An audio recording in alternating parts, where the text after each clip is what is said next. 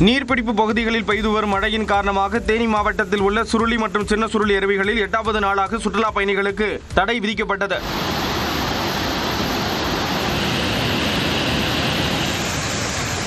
அதேபோல தேனி சுற்றுவட்டார பகுதிகளில் பெய்த தொடர் கனமழை காரணமாக கும்பக்கரை அருவியில் சுற்றுலா பயணிகள் குளிக்க 15வது நாளாக தடை விதிக்கப்பட்டது.